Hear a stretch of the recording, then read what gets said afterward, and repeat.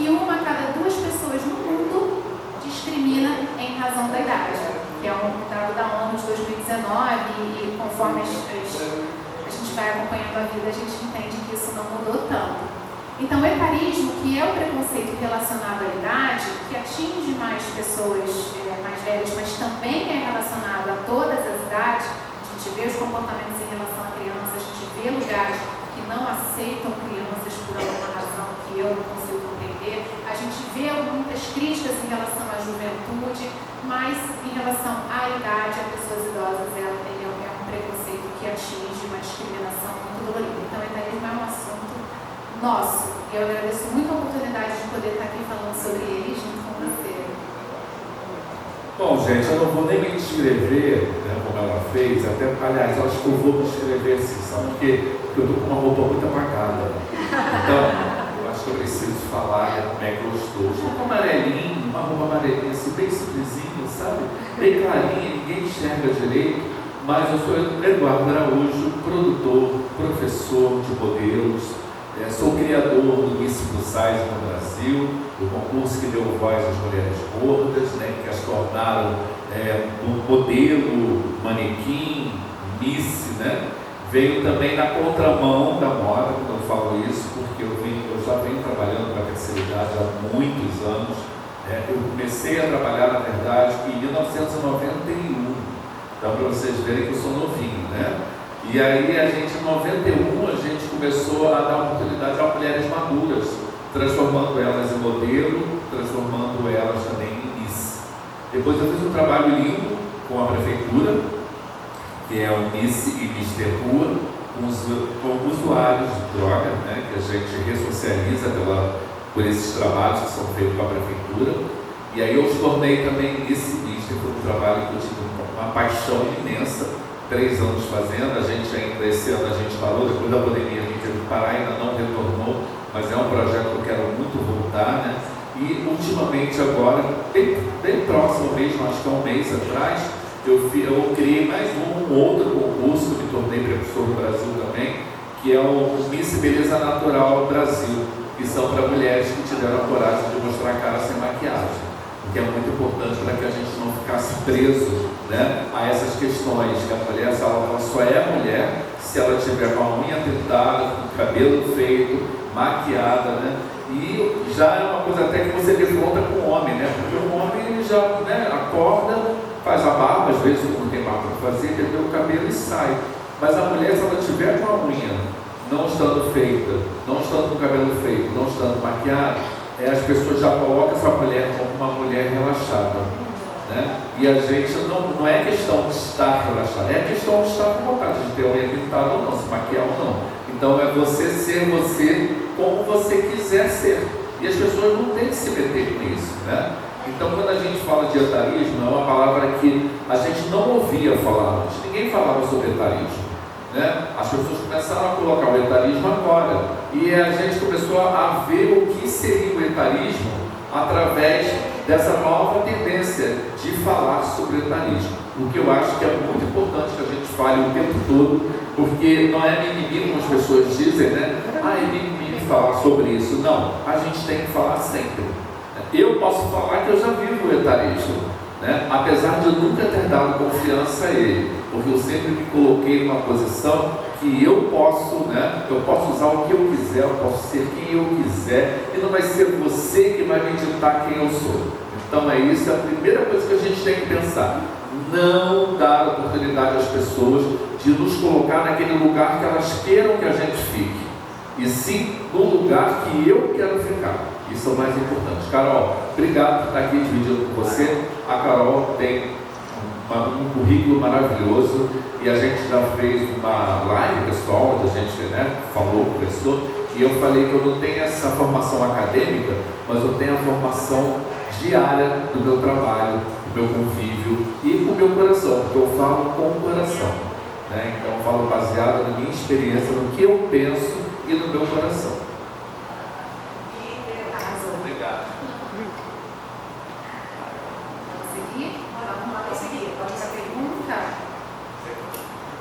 Acho que sou eu, né? Estamos aqui. Então, a ideia é uma roda de conversa mesmo. A gente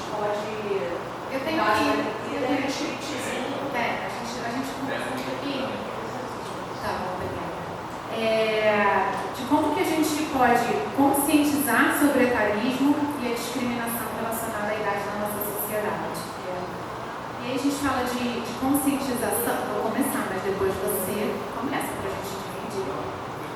A gente fala de conscientização. E aí foi algo que eu trouxe relacionado à minha carreira, que também carreira não se diferencia de vida. Mas é importante... Só um momentinho, você já está se preparando através da sua carreira. Já. Não é? Você já está fazendo já uma alta análise do que você vai vir a passar e você não vai se permitir porque você já está trabalhando, né? Exato. Todas essas questões. E a gente acha que a gente pode ou deve, ou a gente só enxerga a possibilidade de começar após os 50, após os 60. Eu tenho 39 anos e tive essa oportunidade de pensar sobre isso aos 38. Então, é uma pauta de fato de todas as pessoas. E o planejamento para essa vida longa que a gente ganhou de presente é importante desde sempre, né? O quanto antes começar melhor. Carol, você sabe que a partir de 40 anos as pessoas já começam a perceber o etarismo. Entra uma linha de 40 a 49 anos e de 58% da população de 40 a 49 anos que já vive o etarismo. Exatamente. No mercado de trabalho, vou te contar, começa um pouquinho antes. Então a gente precisa, enfim, contexto geral. Somos um país aí de mais de 200 milhões de pessoas. Eu vou colar os meus dados para não errar, tá? E aí, a gente tem hoje 2022, né, censo 2022, aproximadamente 15% de pessoas 60 mais, né, são as pessoas idosas aqui no nosso país. Esse número há 10 anos era de 11%. Então, a nossa pirâmide etária está envelhecendo. Estamos nascendo menos, morrendo mais, ou seja, vivendo por mais anos, envelhecendo. Então, essa pirâmide está mostrando uma quantidade maior de pessoas mais velhas. No mundo, tem um dado da Organização das Nações Unidas que fala que nós já temos mais avós e avós do que netos e netas. Então, tem mais pessoas de 65 mais no mundo do que crianças de 4 anos.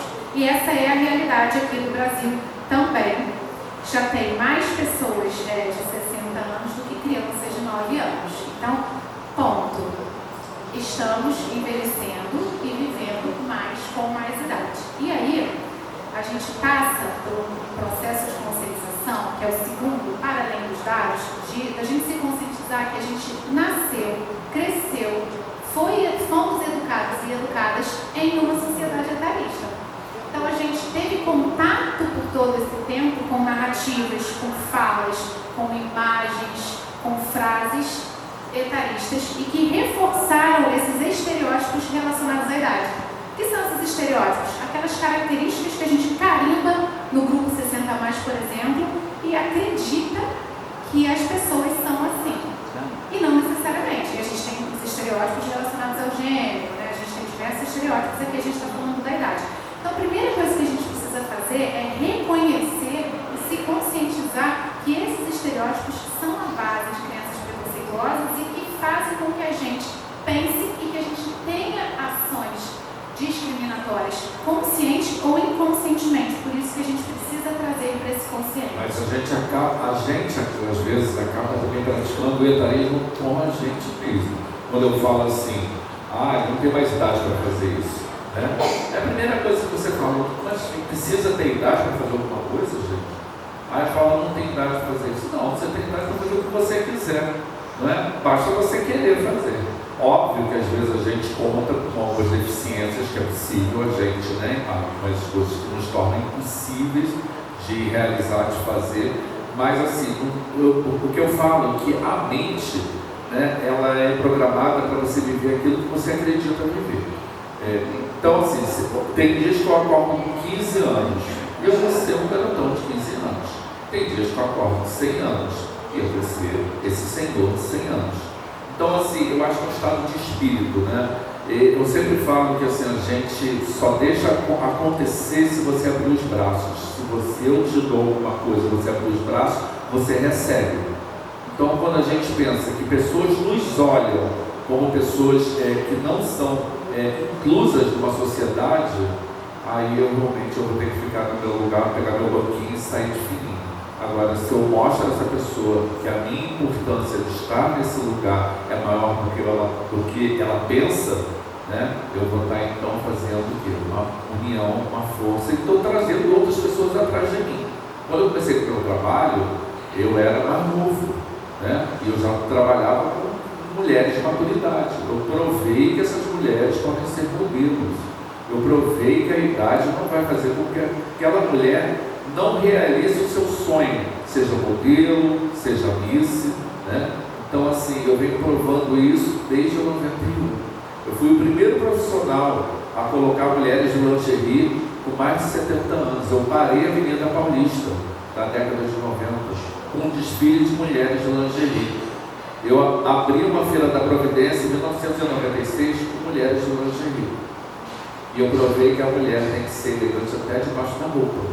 Começa a ser elegante debaixo da roupa, né? Então é a primeira peça de elegância. Imagine, você está toda linda, aí você sai com aquele boy que você está paquerando, de repente você vai para aquele lugar mais aconchegante, chega na hora, você tira, você está com uma calcinha furada, né? Uma lingerie com uma alça toda ferrada, né? E aí não, você tem que estar bonita, você tem que estar linda, cheirosa. A pessoa olhar e falar assim, nossa, essa mulher é realmente elegante. Então, assim, é muito importante que a gente se coloque naquele lugar que a gente queira se colocar, né? Então, quem faz, né, o nosso entorno somos nós mesmos. Eu penso dessa forma. É isso, perfeito. É um exercício, né? É um exercício que você traz no seu trabalho, trazer a representatividade para os nossos olhos verem que é possível. Assim como eu comentei que eu trabalhei numa empresa que já tinha diversidade como valor, mas era um setor dito como masculino, não era só dito. Quando eu chegava na operação, colocava botas, sapato de segurança, capacete de segurança, o que eu via eram homens trabalhando naquela função. Então tem alguns exemplos aqui que eu sinto a vontade de compartilhar com vocês para explicar, né, essa construção, essa educação que a gente vem vivendo e a gente precisa questioná-la. Da minha mãe, por exemplo. A minha mãe é uma pessoa que eu escutei a vida inteira que ela não dizia a idade que tinha. Ela dizia assim, a pessoa que pensa a idade que tem, eu não revelo minha idade. Eu tenho muitas pessoas, principalmente as mulheres, né? Porque a idade, as pessoas fazem com que isso seja um peso para as mulheres, né? Nós fazemos. E eu cresci ouvindo isso. O que eu fiz? Reproduzir um pouquinho diferente. A pessoa me perguntava a minha idade, eu dizia, mas quantos anos você acha que eu tenho? Como se a opinião dela fosse mais importante que a minha idade. E eu fiz isso por diversos anos, acho que eu parei de fazer isso ano passado. Né? Isso é um perigo também, né, Carol? Porque a pessoa fala, você acha que você tem 48, você tem 30, você pensou? Olha que, né, gente, que situação delicada. Comigo. Uma pergunta perigosa. Posso te contar? Comigo é ao contrário, a gente sabe que não é a realidade. Mas eu ouço as minhas filhas hoje falando, mamãe, você parece uma adolescente. Eu falo, meu Deus, por quê? Por que isso me incomoda? Porque no meu trabalho, em vez de eu ter sido olhada como uma pessoa que se posiciona, né, como uma pessoa que é capaz de estar naquele projeto, e eu vivi situações assim de projetos que eu participei, e na hora de fazer a avaliação dos grupos, não, cara, obrigada. Eu falo, obrigada não, vou sentar aqui. Eu vou avaliar também. Por quê? Porque eu sou, aparentemente, sob o olhar da sociedade, uma menina. Eu pareço uma menina. E a partir do momento que eu dou para outra pessoa a opção de dizer qual é a idade que ela acha que eu tenho, eu estou abrindo esse espaço e eu estou contribuindo com esse etarismo benevolente, né? É um etarismo que a gente faz com boa intenção, mas que de alguma maneira é etarismo. E aí eu parei com isso. Quantos anos você tem? Eu falo 39. Nossa, tá ficando velha. Eu falo, como assim? Eu vou viver 100 anos. Que idade que é a idade de envelhecer? É diferente de mim, as pessoas me olham e falam assim, você deve ter 24. 24. Aí eu falo, tem. Então realmente as pessoas nos olham com os olhos que elas têm, né? Isso é muito importante. Eu sempre falo que as pessoas veem o mundo com os olhos que têm. Então eu parto por aí. Eu trabalhei com uma mulher que nunca disse a idade. No final da vida dela, ela resolveu falar. Até porque a gente, de tanto martelar na cabeça dela, ela acabou falando. Eu trabalhei mais de 30 anos com a Elza Soares. E a Elza Soares nunca falou a idade dela, ela não falava a idade dela. E eu durante anos falei para a Elza, você deveria ter falado, de falar a sua idade. porque você é um exemplo para muitas pessoas. Uma mulher com 80 anos que malhava feito maluco e tinha um namorado de 20 e poucos anos, entendeu? Tinha que mostrar para as pessoas que ela era capaz de ser aquela mulher, e o outro também, por que não? Porque o amor não tem idade, não é isso? Então assim, ela brigava o tempo todo, né? Então até se vocês pegarem no Google várias matérias falando sobre a Elsa, a idade da Elsa, vocês vão ver assim, que tem muita gente que falava um monte de idade errada. E ela nunca se deixou dizer a idade. As pessoas perguntavam para ela assim: quantos anos você tem? Isso é uma pergunta muito delicada, querido. Uma mulher não pergunta a idade de outra mulher. Um homem não pergunta a idade de uma mulher. Então ela nunca se permitiu. E quando as pessoas começaram a perceber que ela falou, ela faleceu com 91 anos, né? Quando ela, até os 91 anos, trabalhava, ganhava dinheiro com a arte dela, ganhou todos os prêmios, e as pessoas pensavam: nossa, como essa mulher, né, tem essa fibra. Uma mulher que foi para uma cadeira de rodas, ela não conseguia andar mais, né? E ela ali, ela trabalhando, lotando as casas. Aí ela, acho que ela deve ter percebido, não tive tempo de conversar isso com ela, porque eu já não trabalhava mais com ela, apesar de frequentar a casa, estar com ela. Eu não tive essa oportunidade de perguntar para ela como ela se sentiu, porque eu acredito que a gente tira o peso de nós, né? A gente sai do armário, literalmente, e mostra quem você é, e isso é libertador, né? Quando a gente assume a nossa idade, isso é libertador. Eu posso falar com vocês, eu tenho 62 anos e tenho muito orgulho dos meus 62 anos, né? Agora, se vocês me acham com mais idade ou com menos idade, é um pensamento seu, né? E eu vou respeitar o pensamento de vocês, mas eu vou me colocar na idade que eu tenho. Isso é o mais importante. Perfeito. Eu também. Em todas as idades. E eu espero chegar até os 100 e dizer: quantos anos você tem? 100. Vamos lá. Quais são alguns equívocos comuns ou estereótipos sobre pessoas idosas que contribuem para o etarismo? Vamos falar um pouquinho desses estereótipos? Porque as pessoas pensam, quando pensam nesse grupo, ou 50 mais, ou 60 mais oficialmente, quando são... Que características a gente pensa? Uma que vem na sua cabeça, assim? As pessoas acham que as pessoas idosas são lentas. Então, são capazes de fazer o seu melhor, de realizar muitas coisas que talvez os jovens realizam com muito mais eficiência, né? Que é muito bom ser jovem, óbvio, né? A predominância da pessoa jovem, a gente não pode negar que é maravilhoso, mas a gente pode continuar, né? Mesmo de uma forma mais lenta, talvez, né? Mas a gente pode continuar fazendo sempre aquilo. Então as pessoas acham que elas são capazes, né? Incapazes, eu acho que essa seria a palavra, né, correta. Ser incapaz de fazer alguma coisa. Isso mesmo, é uma das questões. Quando a gente olha para o envelhecimento, a gente acha que as pessoas são lentas, incapazes de aprender. A gente acha, e isso a gente desmistifica ou desestereotipa, se eu estiver falando certo, com a neurociência. Todas as pessoas são capazes de aprender novas habilidades, independente da idade, porque é uma questão do cérebro, da neuroplasticidade. A gente acha que envelhecer significa perdas grandiosas. A gente acha que envelhecer é declínio da saúde, dificuldade financeira, dificuldade econômica. A gente acha que há uma grande dificuldade com tecnologia, enquanto a gente vê pessoas 60 a mais fazendo o trabalho que você faz, sendo empreendedores, sendo influencers digitais e estando aí lidando com a tecnologia. A pandemia mostrou isso pra gente, porque eu fui uma pessoa que no meio da pandemia entrei em reunião no Teams com áudio aberto, com vídeo fechado, eu não conseguia fazer as reuniões, eu precisei aprender aquilo, assim como todas as pessoas. Então a gente precisa reconhecer que esses estereótipos são, a gente pensa às vezes sobre eles, né? A gente olha para as pessoas e tem esse tipo de pensamento, mas a gente precisa reconhecer que a gente tem esse tipo de pensamento para não termos atitudes etaristas. Olha só, eu vou ser um pouquinho não conta o que você está falando, eu estou falando que eu vou falar da minha experiência, do que eu vejo, né?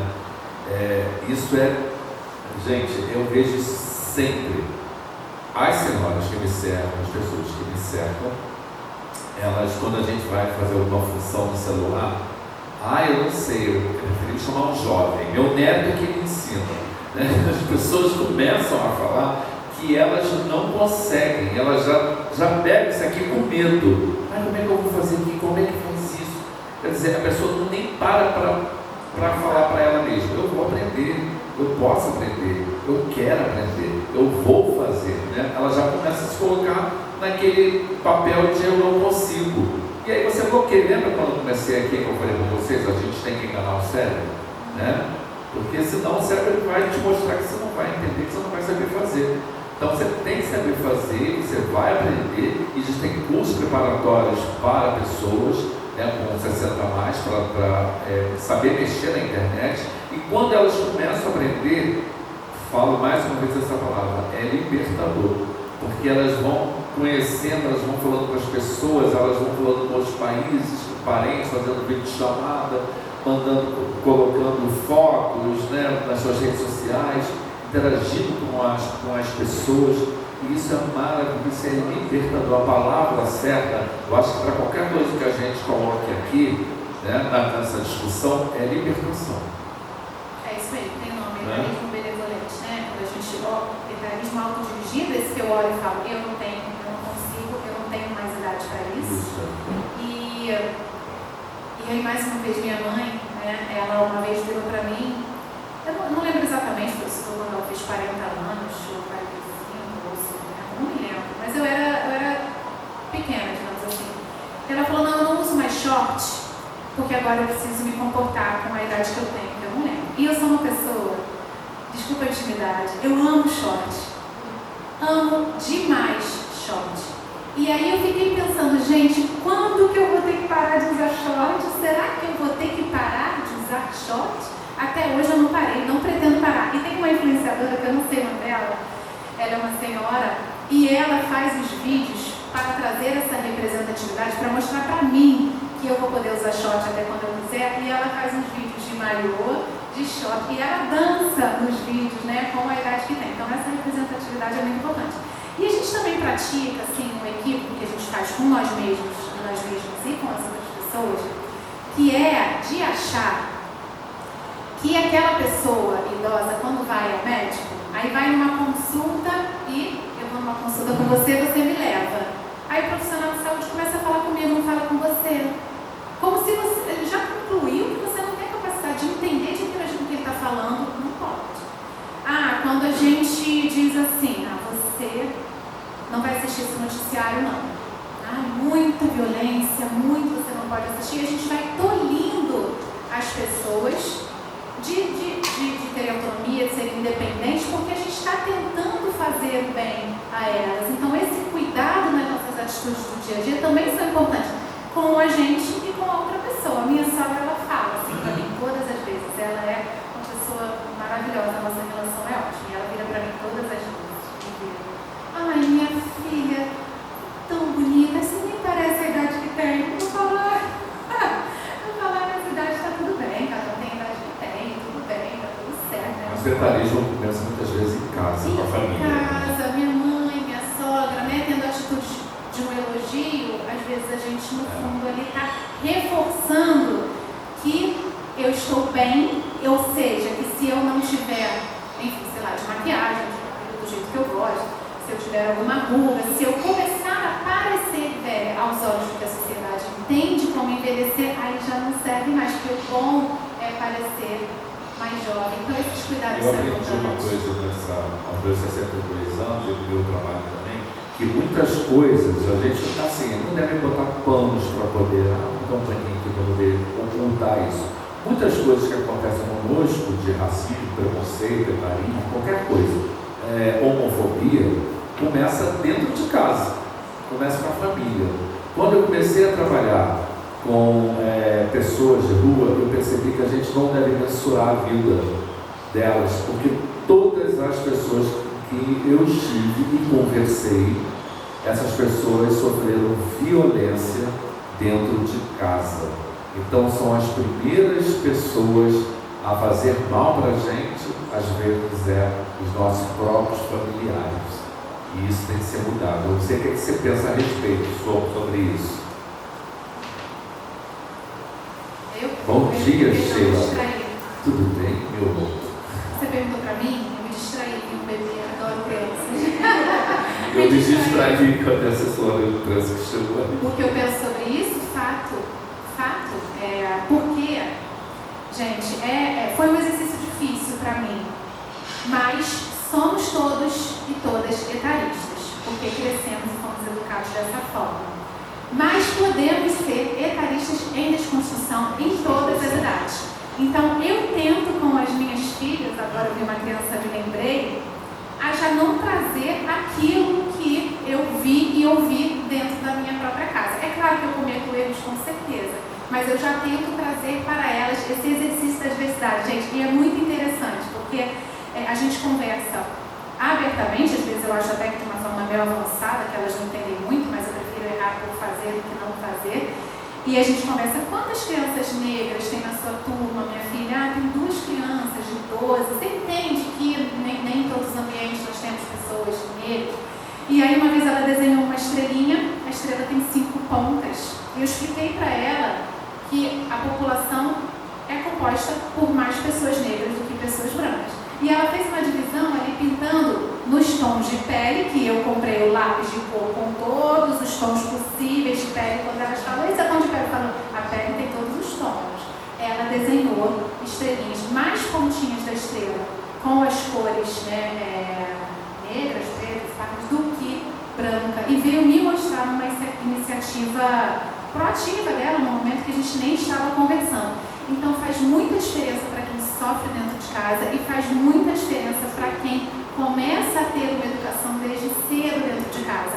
E tem um vídeo muito interessante que fala de estereótipo de gênero, não é o caso, exatamente o caso aqui do etarismo, apesar de que o etarismo afeta as mulheres, essa cobrança, que mostra alunos e alunas de uma turma infantil, de educação infantil, e a atividade é desenhar profissões. Eu anotei aqui quais são, mas bombeiro, bombeiro, cirurgião e piloto da Força Aérea. E as crianças fazem esses desenhos, todas elas fazem, e elas dão um nome para essa pessoa que está nesta profissão. Maior parte dos nomes masculinos, então 66 desenhos, 5 nomes femininos. E aí, vocês querem conhecer as pessoas dessa profissão? E aí entram na sala 3 mulheres. Uma já entra, assim, que é profissional de saúde sem os equipamentos, mas uma entra com um capacete, a outra também com capacete, que elas tiram e as crianças ficam surpresas de serem mulheres. Porque esse estudo mostra que os estereótipos de gênero eles são construídos aqui, dentro da gente, de 5 a 7 anos de idade. Então, é importante que dentro de casa a gente construa essa visão para a diversidade. Então, a gente está super de acordo. Eu sempre escuto essa palavra, Até minha própria família, meus filhos, eles falam para mim, pai, desconstrução. Sempre. Até porque para nós se torna muito mais difícil, quem tem mais idade, se torna mais difícil porque você aprende, Você aprende dentro de casa, você ouviu músicas que talvez hoje as pessoas falam, não se deve cantar, Nega do cabelo duro, qual é o pente que te penteia? Não pode mais cantar isso, Então são músicas que a gente vai mudando assim, não posso cantar mais, não vou mais colocar. E a gente tem que aprender, é complicado desconstruir alguma coisa que já está construída. Mas não é impossível, A gente está sempre aprendendo. E quando a gente faz alguma colocação, seja ela racista, homofóbica, seja ela qual for, você tem que parar para pensar e se escutar. Gente, eu não posso falar isso. Ainda mais eu sou autodidata, como eu falei no início, e aí eu acabo, às vezes, cometendo algumas gafas, mas eu sou uma pessoa que posso ser falho, por que não? Mas é porque eu estou desconstruído. Você quer falar alguma coisa?